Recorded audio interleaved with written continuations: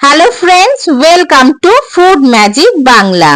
আজকের পর্বে নিয়ে এসেছি খুবই ঝরঝরে আর টেস্টি বাঙালি স্টাইলে চিড়ের পোলাওয়ের রেসিপি।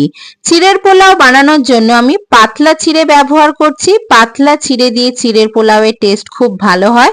পাতলা চিড়ের মধ্যে শুধুমাত্র ওপর থেকে জল ঢেলে একটা স্টেনারের মধ্যে রেখেছি যাতে পুরো জলটা ঝরে যায়।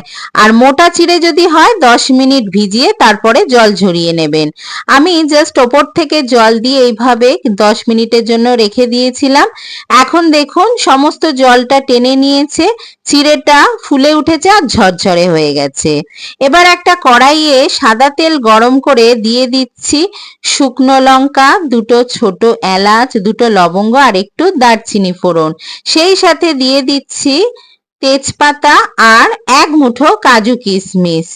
হালকা একটু নাড়াচাড়া করে দিয়ে দিলাম ছোট টুকরো করে কেটে রাখা হাফ কাপ গাজর আর আলু।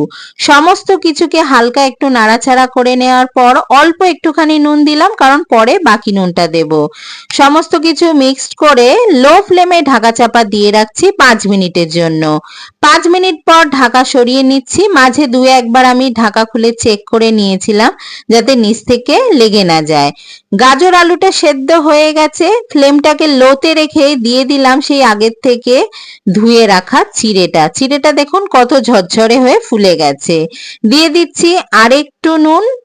আর যদি মিষ্টি খেতে পছন্দ করেন অবশ্যই একটু মিষ্টি দেবেন, তাহলে টেস্ট ভালো হয়। আমি হাফ টিস্পুন চিনি দিয়ে দিলাম, স্বাদ অনুযায়ী নুন দিলাম আর 1 টেবিল স্পুন ঘি দিয়ে দিচ্ছি। ঘিটা অবশ্যই দেবেন, খুব সুন্দর একটা ফ্লেভার এনে দেয়। সমস্ত কিছুকে মিক্সড করে আমি লো ফ্লেমে নাড়াচাড়া করব। হাই ফ্লেমে একেবারেই নাড়াচাড়া করবেন না, তাহলে চিড়েটা শক্ত হয়ে গিয়ে টেস্টটা খারাপ হয়ে যাবে।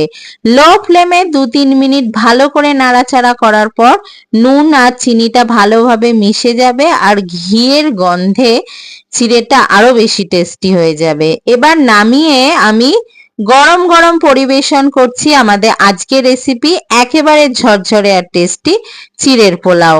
আমার আজকের এই চিড়ের পোলাওয়ের রেসিপিটা ভালো লাগলে অবশ্যই আমার চ্যানেলটি সাবস্ক্রাইব করবেন। দেখা হবে পরের রেসিপির সাথে। বাই।